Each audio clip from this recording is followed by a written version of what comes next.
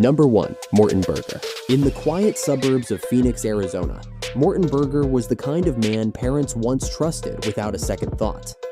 A high school history teacher with an unassuming demeanor and a tidy classroom, Berger was known for his calm voice and methodical teaching style. He wasn't particularly charismatic or memorable, but that's exactly what made his eventual fall from grace so disturbing. Behind the lectern, behind the smile, behind the stack of graded assignments, Morton Berger harbored a secret so dark and deeply buried that when it came to light, it shook the very foundation of his community and sent legal shockwaves across the entire country. It all began in early 2002 when a routine internet investigation led state officials to an IP address tied to Berger's modest home. What they discovered was staggering: a cache of child pornography downloaded and organized with obsessive precision. When police raided his house, they found over 1,200 illegal images stored on his computer. Images that depicted the exploitation and suffering of children, and that Berger had collected with clinical attention. In his interview with investigators, Berger didn't deny the accusations. He admitted to his actions, quietly and without resistance. He even expressed remorse. But in the eyes of Arizona's law, remorse would not be enough. Berger was charged with 20 counts of sexual exploitation of a minor, one for each of the 20 images prosecutors chose to bring forward. Each count carried a mandatory minimum sentence of 10 years, with no possibility of parole, probation, or early release. And here's where the case turned from disturbing to historic. Arizona law required that the sentences be served consecutively, not concurrently. That meant that instead of serving a single 10-year stretch, Berger would serve 10 years for each image, back to back. The final total? 200 years in prison. To be clear, this wasn't a sentence for physical contact. Berger never touched a child. He never created any of the images. But in the eyes of the court, possession of those images was an act of profound complicity in the harm they depicted. The prosecution argued that Berger's methodical downloading and cataloging of child pornography showed a deliberate, calculated intent. The judge agreed.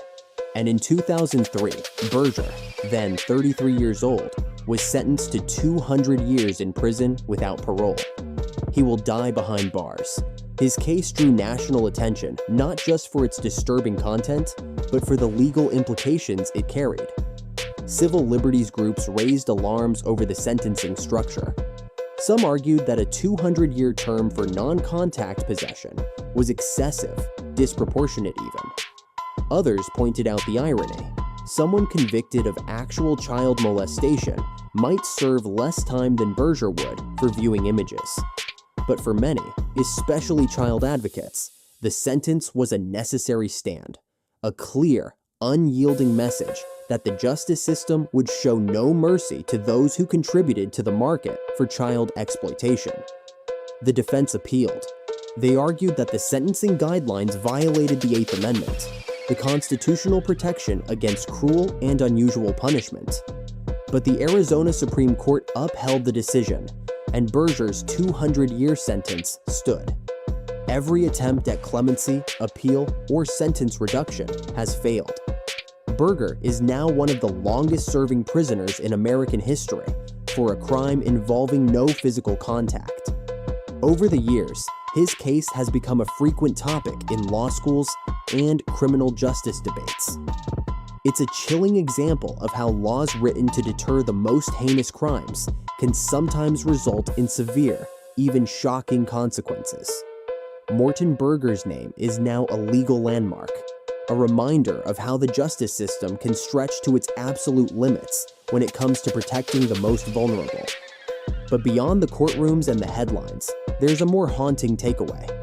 Berger wasn't a monster in the traditional sense. He wasn't a serial killer, a kidnapper, or a violent predator. He was a teacher, a man who spent his days in front of chalkboards and homework assignments. A man who lived in quiet neighborhoods and led a seemingly ordinary life. And yet, beneath that surface, he was participating in something vile, something silent, something that left no bruises, but destroyed innocence all the same. Morton Berger will never walk free again. He will spend every waking moment of the rest of his life behind concrete walls, watched by guards, forgotten by society. His case is a warning that evil doesn't always scream or stab or shout. Sometimes it sits quietly at a desk, hiding in plain sight until it's far too late. Number 2. Stefan Zappi. Stefan Zappi wasn't a name that stirred headlines, until it did. A teacher employed by the U.S. Department of Defense education activity, Zappi taught at a school on a U.S. military installation in Germany, where American children, sons and daughters of service members, were expected to receive the same safe, structured education they would back home. For years, he was just another name on the faculty roster. Polite, predictable, professional. But behind the appearance of normalcy, Zappi was hiding a secret, one that would send shockwaves through both military and civilian education systems alike. Between 2006 and 2010, federal investigators say Zappi committed acts that betrayed not only his students, but the entire framework of trust that surrounded him. He was later charged with sexually abusing 4 children during his time as an elementary school teacher overseas. These weren't ambiguous allegations. They were detailed, substantiated, and brought to light by victims who were finally ready to speak out after years of silence. Each of the children had trusted him, and each had been placed in his care under the belief that he was there to teach, protect, and guide.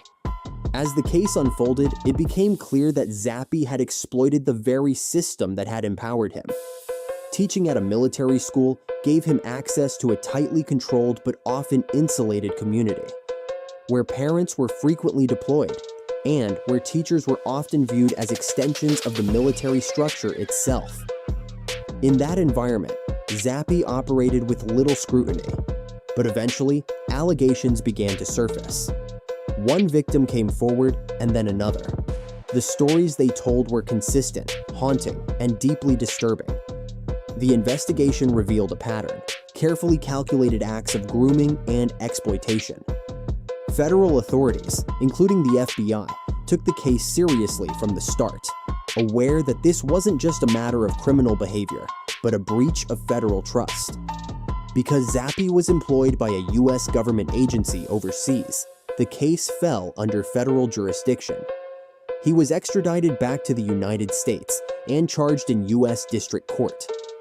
In 2012, he stood trial on multiple counts of aggravated sexual abuse of a child. The trial painted a harrowing picture.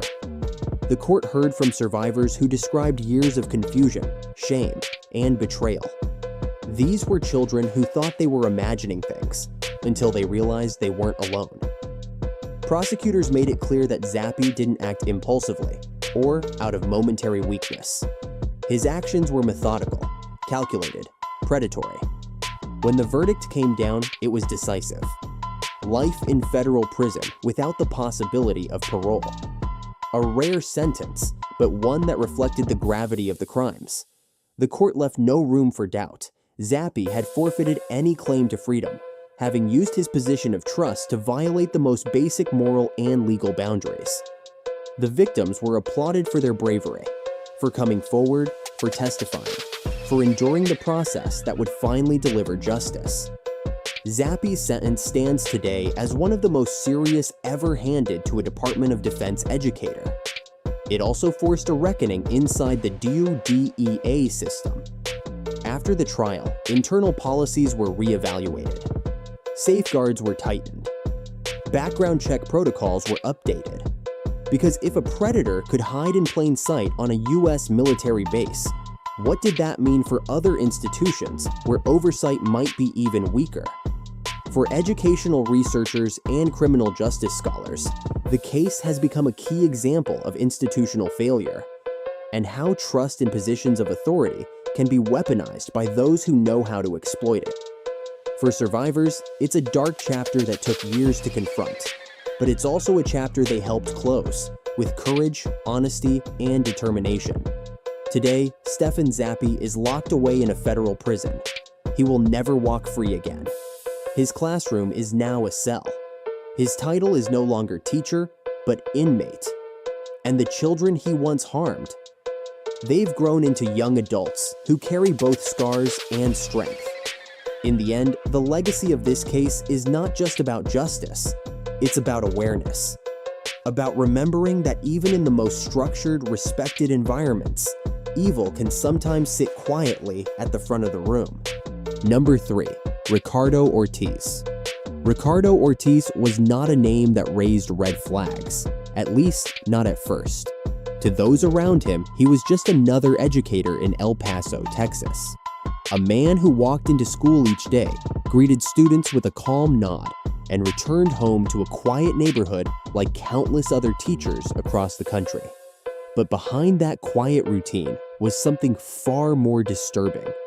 Something that would eventually lead federal investigators to his doorstep, spark a multi-agency investigation, and end in a rare and devastating sentence: life in prison without the possibility of parole. The story of Ricardo Ortiz begins like many cases in the digital age do, with a tip. In 2022, federal cybercrime investigators received intelligence about a user suspected of inappropriate online communication with minors. The activity wasn't local, it spanned state lines, and it wasn't just a one-time incident. As investigators traced the digital footprint, they followed it to a device registered in El Paso. That's when Ricardo Ortiz's name first appeared in the case file. At first glance, the connection seemed unlikely. Ortiz was a teacher, a position of trust, especially in a school setting. But when federal agents obtained a warrant and searched his home, the illusion quickly unraveled. On his devices, investigators discovered conversations that were alarming in both content and scope. They found evidence of ongoing communication with several minors, conducted through various messaging apps and digital platforms. These weren't casual chats. According to court documents, the messages revealed a methodical effort to groom, manipulate, and exploit vulnerable individuals over time. It's important to be precise here. There were no allegations of physical contact. Ortiz never met any of these minors in person.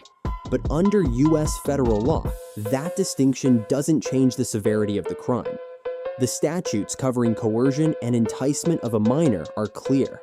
Using interstate communication to knowingly persuade, induce, or entice someone under 18 into illegal behavior carries a mandatory minimum sentence of 10 years and can result in life imprisonment when the circumstances justify it. In Ortiz's case, they did. The messages showed clear efforts to establish trust, then escalate those relationships into more inappropriate territory. There were indications that Ortiz had posed as someone younger than he really was, altering his identity, sending misleading photos, and using carefully constructed language designed to lower his victims' defenses. When investigators recovered images and other digital materials from his devices, it became evident that some of the minors had been manipulated into producing content themselves, an act that, under federal law, constitutes the production and possession of illegal material. What made the case more serious and more deeply troubling was the fact that Ortiz was a teacher. Prosecutors argued that his professional role gave him an understanding of how to build trust with young people, how to navigate boundaries, and how to use his authority to manipulate rather than protect. Though his online activity occurred outside the classroom, the court viewed his dual roles, as an educator and as an online predator, as directly connected. In their eyes, it was a profound betrayal of public trust. The community was stunned. Parents were furious. Colleagues were blindsided. Many had worked with Ortiz for years and never suspected a thing. But in the digital world, danger can be carefully hidden. One app, one account, one encrypted message at a time. In federal court, Ortiz faced charges of coercion and enticement of a minor, distribution and possession of child sexual abuse material. These charges carry some of the harshest penalties in the federal criminal system. Prosecutors presented a clear case. Ortiz used technology to exploit vulnerable minors for personal gratification, and he did so over an extended period. The defense attempted to argue for leniency based on the lack of physical contact and Ortiz's expressions of remorse, but the court was unmoved. The judge handed down the maximum: life in prison without the possibility of parole. This sentence wasn't just about one man. It sent a broader message to educators, to predators hiding behind screens, and to the institutions that employ them. It reminded the country that exploitation doesn't always happen in person. In the digital age, it can happen silently, invisibly, behind the glow of a screen. And when it does, the law still holds offenders fully accountable. In the aftermath of Ortiz's conviction, school districts across Texas began reviewing their policies regarding digital conduct. Some districts began providing additional training to educators about appropriate boundaries, both in person and online. Others expanded their monitoring of school-owned devices and tightened rules about student-teacher communication through private platforms. For those studying law, psychology, or education policy, this case became a reference point. It demonstrated how laws created to combat physical exploitation have adapted to address online abuse. It showed how technology can both enable harm and lead to justice, because it was digital forensics, in the end, that brought Ortiz down. Today, Ricardo Ortiz remains in federal custody, serving a life sentence. He will never return to the classroom. He will never again hold a position of trust. His actions have left a permanent scar, not only on the victims, but on a community that once believed in him. And for every teacher, parent, and lawmaker watching this case unfold, the message was unmistakable. Technology may evolve, but accountability remains. In a world where screens can hide so much, vigilance and justice are more important than ever. Number 4. Jeremy Paquin-Ye. Jeremy was once considered a rising figure in his local education system. A soft-spoken elementary school teacher in San Bruno, California, Ye taught young children, first and second graders, at a quiet suburban school just outside San Francisco. He was the kind of teacher parents didn't think twice about: kind, approachable, seemingly devoted to his work. But in 2020, that image would come crashing down in one of the most disturbing criminal cases in recent California education history. The investigation into Ye began with a whisper, an uncomfortable remark made by a child to a parent. It was subtle, vague, but unsettling enough to raise concern. The parent notified school administrators, who in turn contacted local authorities. What followed was a series of careful, methodical interviews with students, teachers, and parents, guided by trained investigators specializing in child welfare. As those interviews progressed, a chilling pattern began to emerge. Multiple children, all under the age of 8, had similar stories. None used the same exact words, but the themes were consistent and disturbing. It became clear to investigators that these children were describing real experiences. With cautious urgency, the San Bruno Police Department obtained a search warrant for Ye's home. What they discovered confirmed the worst suspicions. Inside Ye's residence, law enforcement found digital evidence, including photos and videos, that indicated prolonged and calculated abuse. Investigators later testified that the content was not random or opportunistic. It was organized, cataloged, and clearly tied to specific victims. Ye had exploited his trusted position as a teacher to gain access to some of the most vulnerable members of society. Very young children, many of whom had no ability to articulate what was happening to them. The charges came swiftly and decisively. Ye was arrested and charged with 17 counts of felony child molestation, involving multiple victims over several years. These were not vague accusations. Prosecutors had names, dates, digital timestamps, and consistent testimony from young children, backed by physical and forensic evidence. Ye's actions, they argued, showed premeditation and a clear abuse of power. In the courtroom, the prosecutor described Ye as a man who used his classroom not to educate, but to exploit. The trial lasted several months. Through it all, the victims, some of them too young to fully understand what had happened, were represented by child advocates, therapists, and family members. Ye's defense attempted to suppress certain pieces of evidence, but much of it had already been digitally preserved and verified through forensic analysis. In the end, the case against him was overwhelming. The jury deliberated for just 2 days before returning with a unanimous verdict: guilty on all 17 felony counts. At sentencing, the judge made it clear that Ye's actions warranted the most severe response under California law. He was sentenced to 200 years to life in prison, effectively ensuring he would never again walk free. The judge did not mince words. He described the crimes as monstrous and the betrayal of trust as beyond calculation. Jeremy Ye had not only abused his position as a teacher, he had done so repeatedly with full awareness and without remorse. There would be no second chances, no opportunity for parole, only a lifetime behind bars. The case sent shockwaves through the Bay Area. San Bruno, a city that prided itself on its close-knit schools and community involvement, was rocked by the realization that such crimes could happen right under their noses. Parents began demanding deeper background checks, better training for teachers and staff, and more transparent reporting systems for students and families.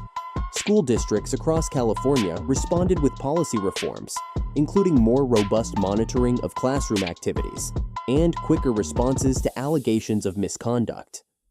Ye's case became more than just a local scandal. It became a cautionary tale. It was studied by criminal justice programs, child psychology departments, and law enforcement agencies as a devastating example of how long-term abuse can hide in plain sight, especially when the abuser holds power, trust, and routine access to children.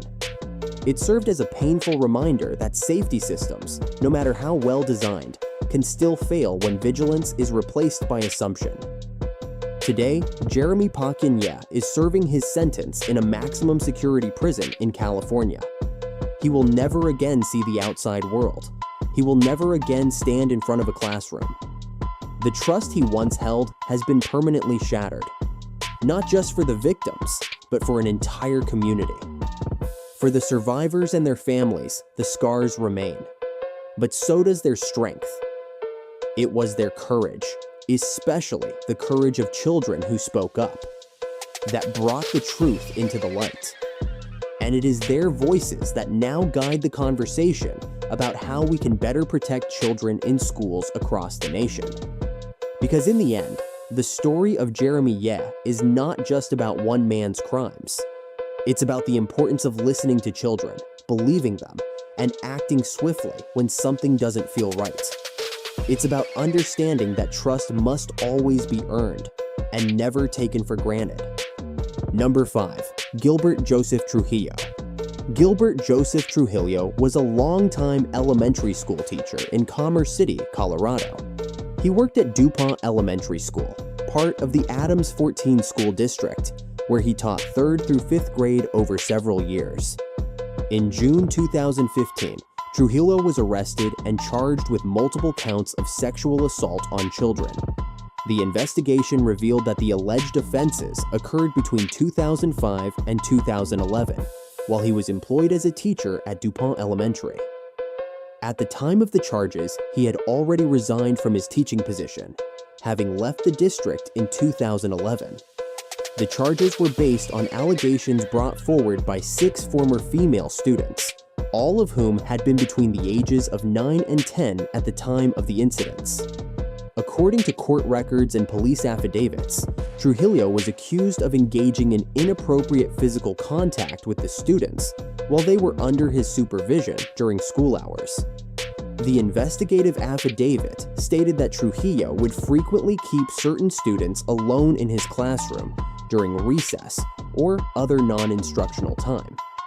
It was alleged that he would close the blinds and lock the door before engaging in inappropriate conduct, including hugging, kissing, and touching the girls in ways that were described as sexual in nature. The victims also reported that Trujillo gave them gifts, such as candy, jewelry, and small toys, and sometimes wrote them personal notes. These actions were characterized by prosecutors as grooming behavior, intended to gain the trust and compliance of the children. Importantly, this was not the first time concerns had been raised about Trujillo's conduct. In 2008, 7 years before his arrest, the school district issued him a written reprimand following reports of inappropriate behavior. According to district records, he had been observed hugging students and giving them gifts. The reprimand included instructions that he was not to be alone with students, was to avoid all physical contact, and was to keep his classroom door open at all times when working with students. Despite the reprimand, Trujillo continued to teach for another 3 years before resigning in 2011. The district later acknowledged that the response at the time had been insufficient and stated that stronger safeguards were implemented in the years following the case. Trujillo was formally charged in Adams County District Court with 11 counts of sexual assault on a child by one in a position of trust. The trial took place in early 2017. During the proceedings, the court heard testimony from several of the alleged victims, who were by then in their late teens or early 20s. The prosecution presented evidence that Trujillo had developed inappropriate emotional and physical relationships with some of his students, despite clear directives from the school district to cease such behavior. The defense maintained that Trujillo's actions had been misunderstood and that there was no criminal intent. In February 2017, a jury found Gilbert Joseph Trujillo guilty on 4 counts related to sexual assault on a child. The convictions involved 2 of the 6 former students originally included in the charges. Before his sentencing, Trujillo reportedly attempted to harm himself while in custody. He ultimately refused to appear in court for the sentencing hearing. Despite his absence, the sentencing proceeded as scheduled. In April 2017, the court sentenced Trujillo to 25 years to life in prison. Under Colorado law, this sentence made him eligible for parole only after serving a minimum of 25 years. The judge stated during sentencing that Trujillo had violated the trust placed in him as an educator and a caretaker of children. Following the conviction and sentencing, several parents and community members expressed concern that early warning signs had not led to stronger action from school officials. In particular, questions were raised about the effectiveness of the 2008 reprimand and why Trujillo had been allowed to continue teaching until 2011. The Adams 14 School District released a statement affirming that it had fully cooperated with law enforcement throughout the investigation and that it had since implemented more stringent protocols for monitoring and reporting misconduct by staff members. These included clearer reporting channels, staff training, and increased administrative oversight of classroom environments. The case received coverage from several local news outlets, including CBS Denver, Colorado Community Media, and 9 News, and prompted broader conversations within the state about the importance of child protection policies in educational settings. As of the latest available public records, Trujillo remains incarcerated in the Colorado Department of Corrections. This case is used in some training and educational contexts as an example of how grooming behavior can manifest in institutional environments, and how early intervention, if not effectively enforced, may fail to prevent further harm. It also serves to highlight the importance of listening to children, following up on concerns from parents and staff, and ensuring transparency and accountability in schools. All individuals are presumed innocent until proven guilty in a court of law. In this case, however, Trujillo was convicted through a jury trial, sentenced by a judge, and is serving a life sentence in prison. This summary is intended solely for educational and informational purposes, based on publicly available legal records and verified news reporting. Number 6. Kevin Ricks. Few educators in recent memory have left behind a legacy as disturbing and as far-reaching as Kevin Ricks. A former English teacher who moved from school to school, across states and even overseas, Ricks appeared on the surface to be an accomplished and worldly instructor. He taught in Virginia, Maryland, North Carolina, and even spent time as a teacher in Japan. He was fluent in several languages, held degrees in education, and wrote compelling letters of recommendation for students. But beneath his polished resume was something much darker, a trail of allegations, unexplained resignations, and, ultimately, a criminal conviction that would expose him as one of the most manipulative serial offenders to ever step inside an American classroom. Ricks's career spanned decades. At each school, he came across as engaging, charismatic, and deeply invested in his students' lives. He often worked with teenage boys, mentoring them, inviting them to stay late after school, offering guidance on writing, travel, and life. He organized international student trips and exchanged long letters with former students. It all seemed well-intentioned, but beneath it, Ricks was carefully crafting a web of control, one that enabled him to blur boundaries, gain trust, and operate without raising suspicion. In 2010, everything began to unravel. A 16-year-old student in Virginia came forward with allegations that Ricks had violated him after offering to help with personal issues. The account triggered an investigation, and what authorities found would turn a local case into a national reckoning. When Ricks's home was searched, investigators discovered journals, detailed meticulous logs of his interactions with students dating back more than 30 years. These weren't harmless notes. They were disturbing in both content and intent, chronicling encounters, thoughts, and behaviors that revealed a decades-long pattern of predatory conduct. Along with the journals, investigators found illegal digital material involving minors, taken without consent. Some victims were unaware they had even been recorded. The files, recovered from hidden cameras and external drives, painted a chilling picture. Kevin Ricks had been abusing his position as a teacher not once or twice, but consistently, across multiple states and even countries. Why wasn't he caught sooner? That's the question that haunted prosecutors, school administrators, and families alike. As it turned out, Ricks had quietly left or resigned from several teaching positions over the years following internal complaints. But most of these departures were not flagged in any public database. He would simply move on to a new job, sometimes even receiving positive letters of recommendation. The lack of centralized background checks across states allowed him to continue teaching and to continue offending. In 2011, Ricks pleaded guilty in federal court to production and possession of child sexual exploitation material, and he was sentenced to 25 years in prison. But for many, that sentence felt insufficient. The sheer number of alleged victims, some estimates suggest dozens, combined with the years of uninterrupted abuse, made Ricks's case one of the most egregious examples of institutional blind spots in American education. His victims came from all walks of life. Some were students he mentored, others were exchange students who had traveled from abroad. Several have come forward in the years since his conviction, sharing stories of how Ricks groomed them, manipulated them emotionally, and violated their trust in ways that would take years to fully understand. Many describe the same feeling: confusion, isolation, and a sense of betrayal by someone who was supposed to protect them. Ricks's conviction prompted school districts across the country to reevaluate their hiring practices and cross-state communication protocols. In particular, his case helped expose the need for national-level databases that can track teacher misconduct beyond individual school systems. Several states began pushing for more stringent requirements, including mandatory reporting of resignations related to misconduct and more rigorous reviews of teacher records across state lines.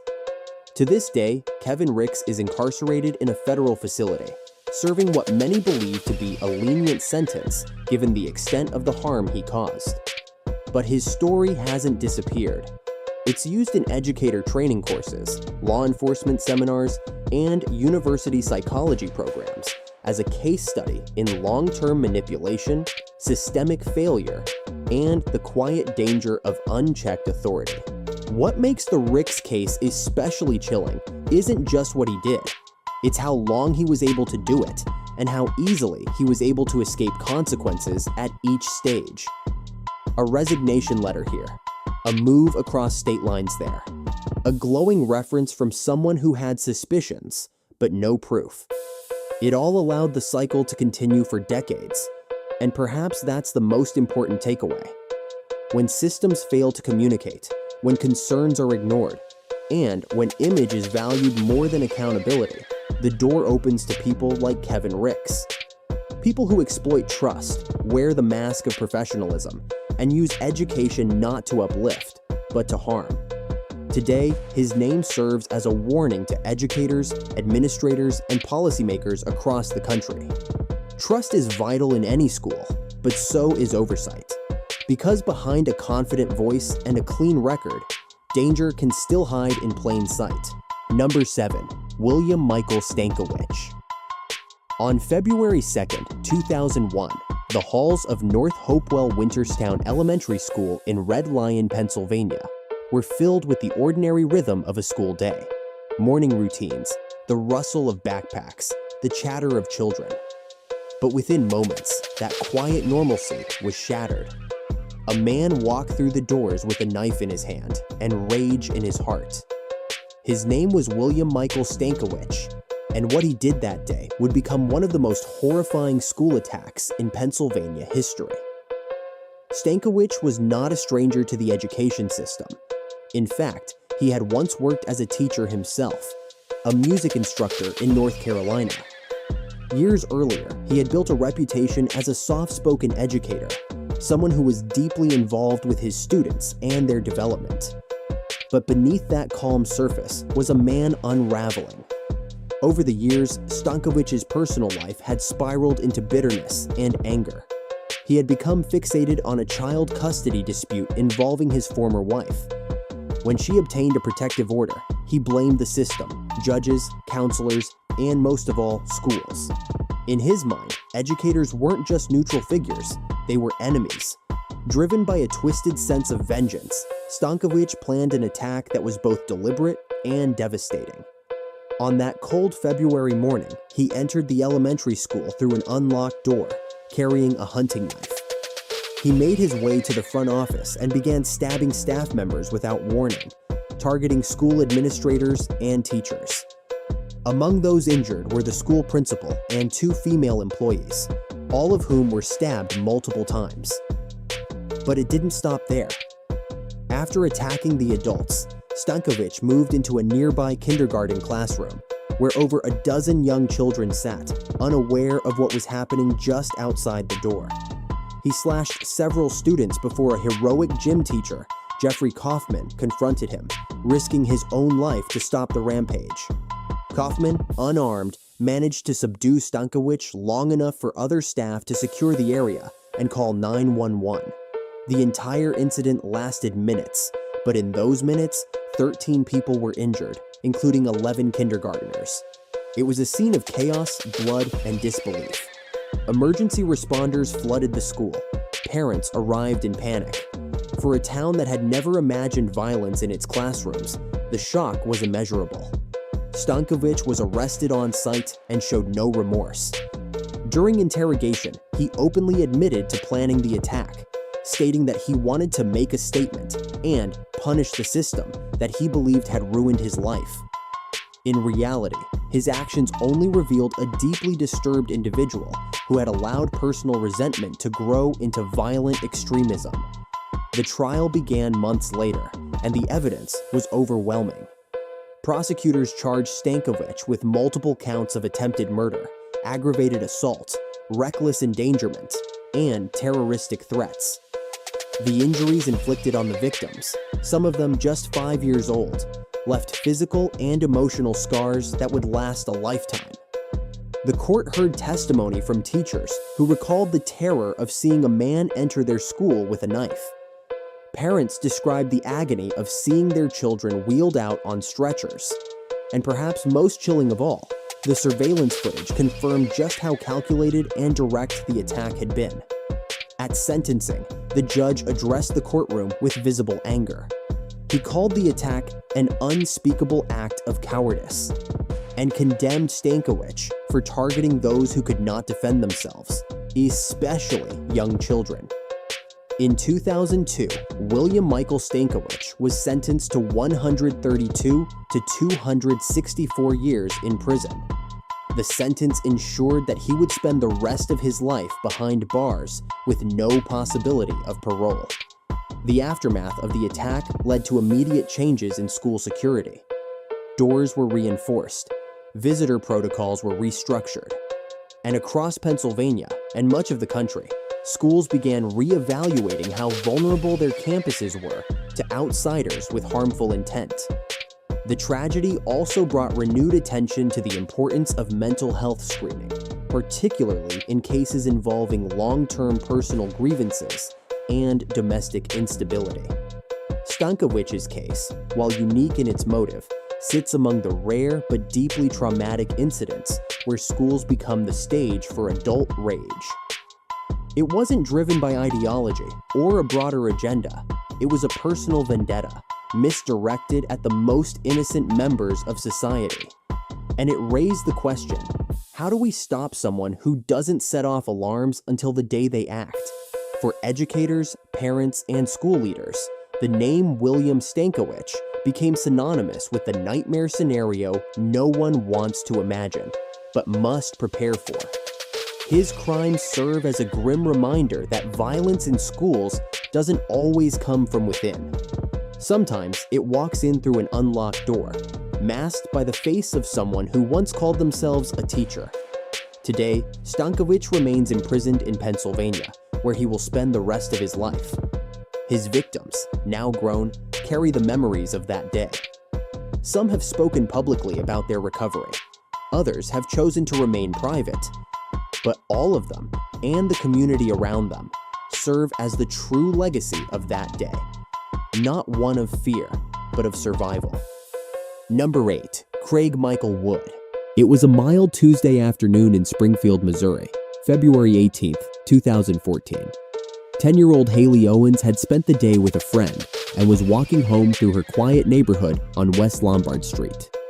It was around 5 p.m. when a truck pulled up beside her. Inside was 45-year-old Craig Michael Wood. What happened next would not only devastate an entire community, it would expose a deeply disturbing secret hiding behind the doors of a local middle school educator. According to eyewitnesses, Wood stopped his vehicle, asked Haley for directions, and then suddenly reached out, grabbed her, and forcibly pulled her into his truck. The driver sped away. The entire abduction happened in less than 15 seconds. But someone saw it happen. Michelle and Carlos Edwards, neighbors who had been outside at the time, witnessed the horrifying event. Michelle acted quickly. She jotted down the truck's license plate while Carlos tried to chase after the vehicle on foot. Though he couldn't stop it, the couple called 911 immediately and provided authorities with the crucial information: the make of the truck, the direction it headed, and most importantly, the license plate number. That detail broke the case open within minutes.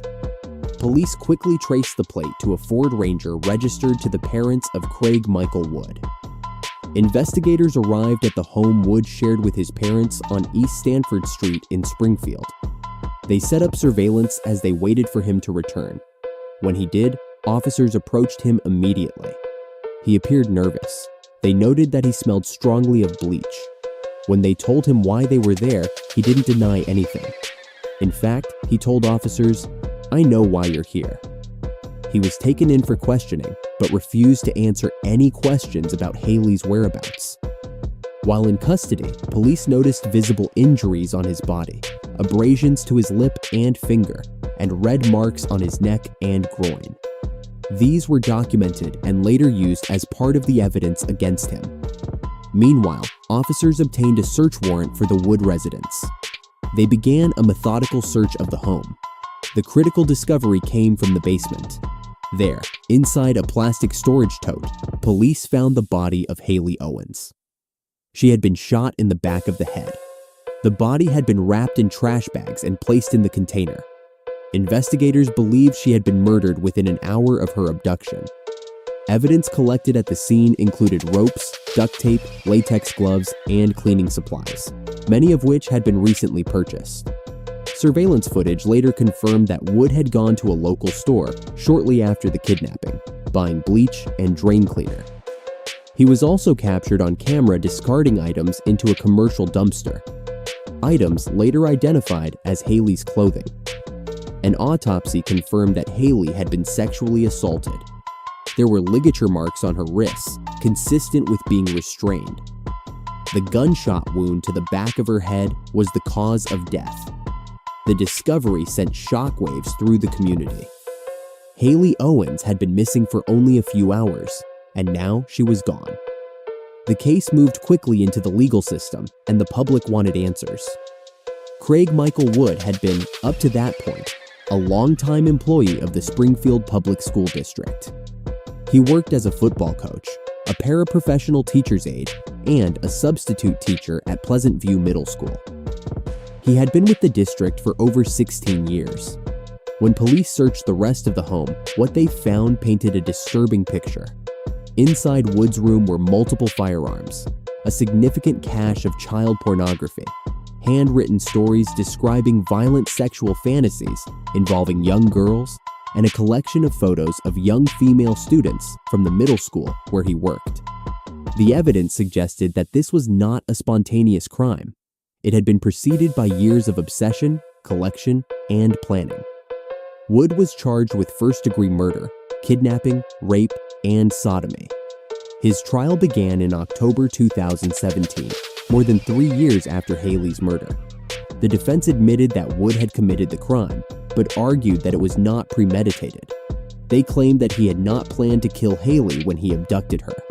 The prosecution strongly disagreed.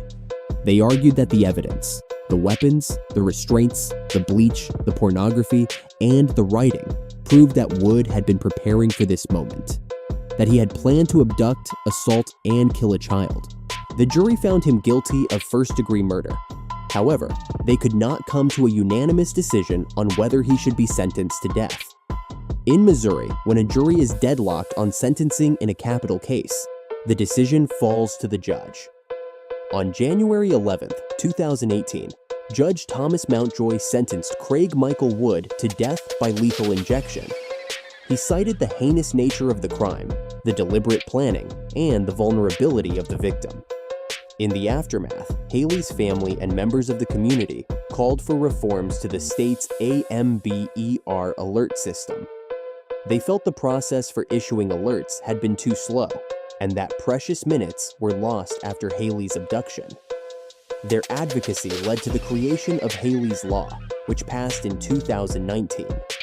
The law streamlined communication between law enforcement and the state's alert systems, making it easier and faster to issue Amber Alerts when a child goes missing. Craig Michael Wood remains on death row. His appeals have been repeatedly denied. The evidence against him was overwhelming, and the community of Springfield continues to mourn the loss of a young girl whose life was taken far too soon. Haley Owens was just 10 years old. She had no connection to Wood.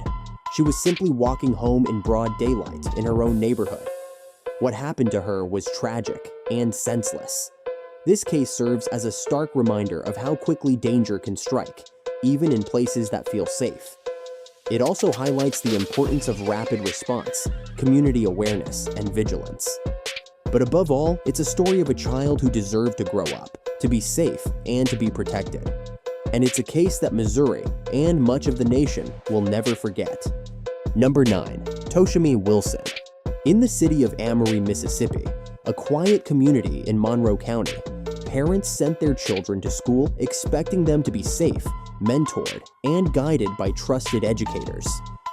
For years, one of those educators was Toshami Wilson, a teacher at Amory High School and an advisor for the school's Technology Student Association.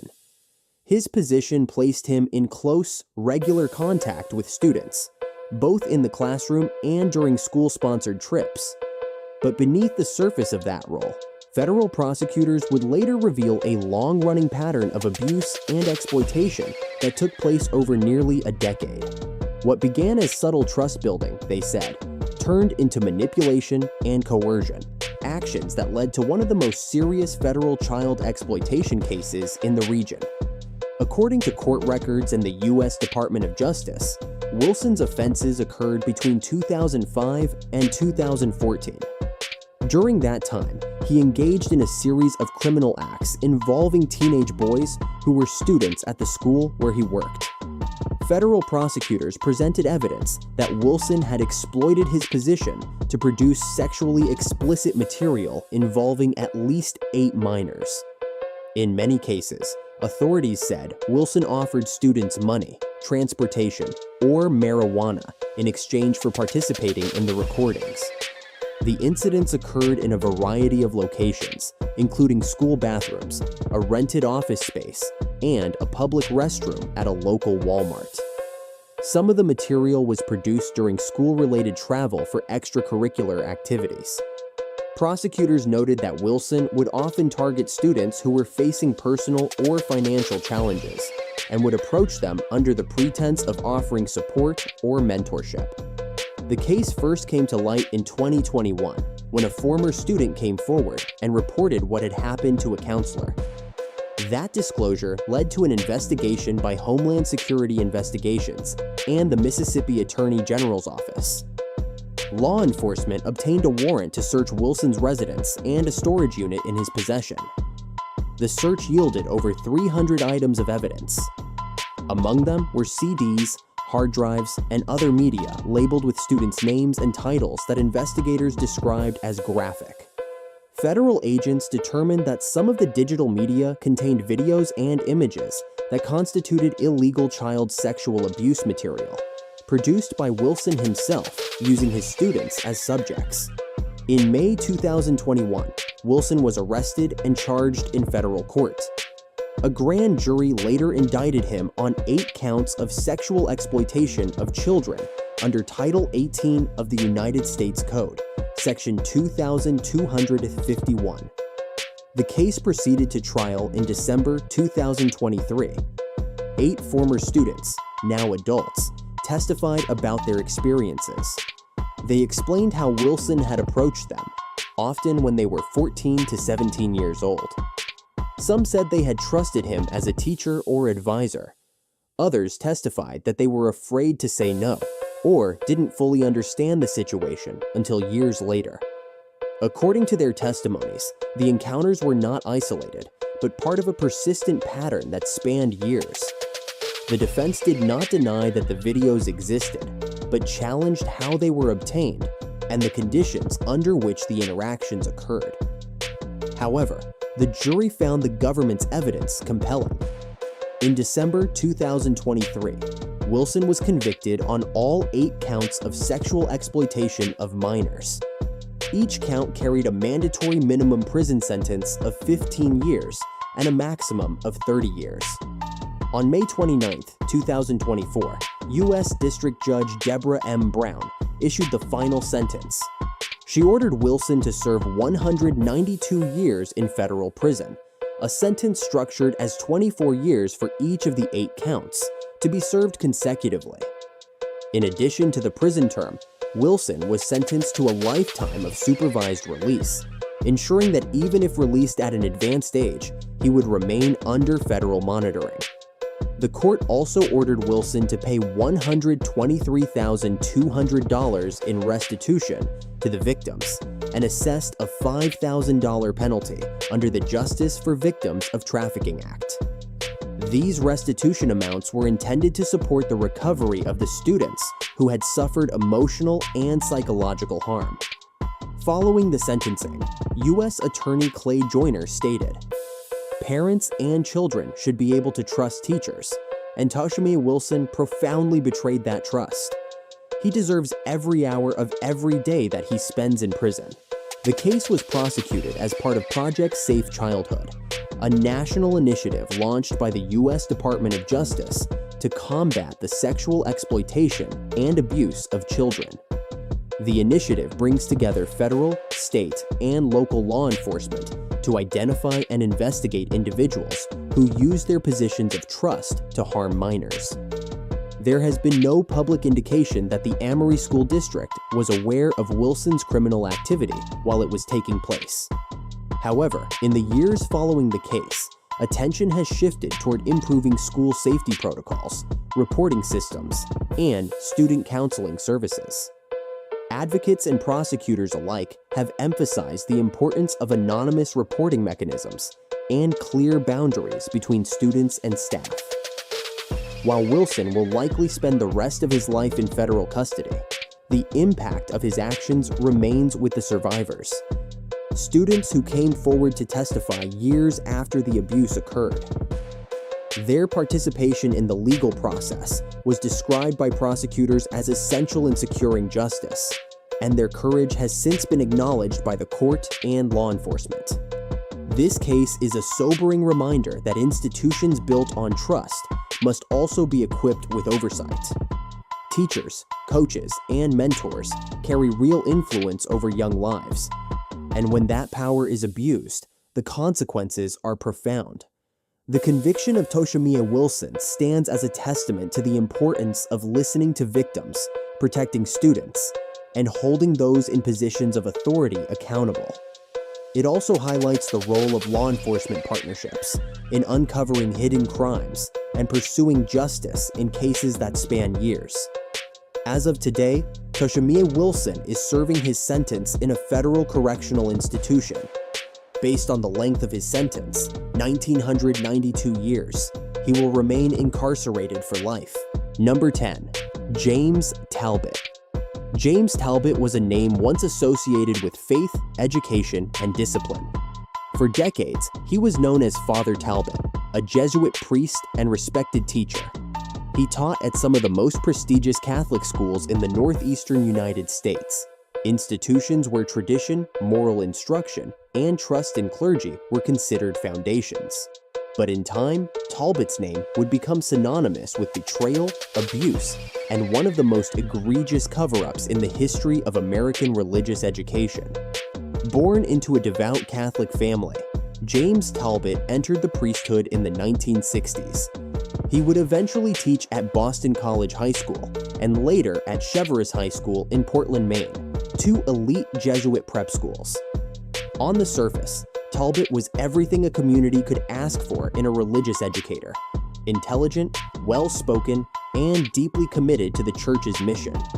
He taught history, he coached sports, he heard confessions, he was respected, trusted, admired. But behind the pulpit and the podium, Talbot was leading a secret life, one marked by decades of sexual abuse against his students. The allegations began to surface in the early 1990s, decades after the abuse had started. Several former students came forward, accusing Talbot of sexual misconduct dating back to the 1970s and 1980s. These were not isolated incidents. According to victims, Talbot had preyed on boys during school retreats, private meetings, and even in the sanctity of confession. The abuse was deliberate, manipulative, and often covered by a shroud of religious authority. What made the case more disturbing was that church officials were aware, at least in part. Internal church documents revealed that concerns had been raised about Talbot's behavior long before any public accusations were made.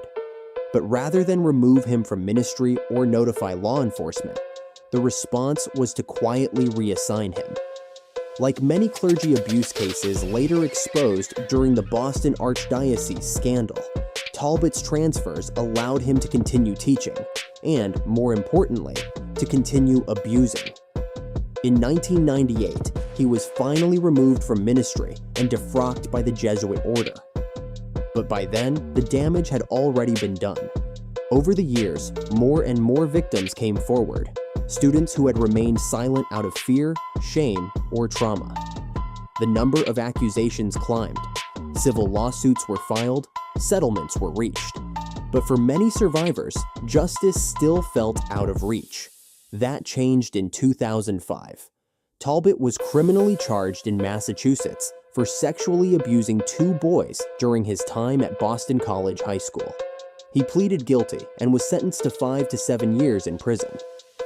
After his release, Talbot lived in supervised housing but remained under scrutiny, especially as more survivors began speaking publicly about their experiences. Then, in 2017, authorities in Maine brought new charges. This time, the accusations came from his tenure at Cheverus High School in Portland, where Talbot had allegedly abused students in the late 1980s. One victim, who had kept his trauma secret for more than 30 years, found the courage to come forward after seeing Talbot's name in the news again. The case was reopened, evidence was presented, and Talbot was brought back into court. In 2018, at the age of 80, James Talbot pleaded guilty to gross sexual assault and unlawful sexual contact. The judge, acknowledging the pattern and the suffering inflicted, sentenced him to 2.5 years in state prison. A modest sentence on paper, but a monumental step for victims who had waited decades to see justice served. Talbot's crimes were not only a violation of the law, they were a violation of sacred trust. He used his position as a priest and educator to manipulate the very people he was supposed to protect. And in doing so, he left behind a legacy of broken faith, silenced voices, and institutional betrayal. His case is now studied alongside the broader Catholic Church abuse scandal, particularly the revelations that came out of the Boston Globe's Spotlight investigation in the early 2000s. Talbot was one of many clergy members whose crimes had been hidden, minimized, or ignored, until victims forced the truth into the open. For survivors, Talbot's conviction was not just about punishment, it was about acknowledgement. For years, their stories had been buried under legal settlements and sealed documents. Now, they were being heard. And while the sentences may not have matched the enormity of the crimes, the public exposure, the societal reckoning, was a form of justice all its own.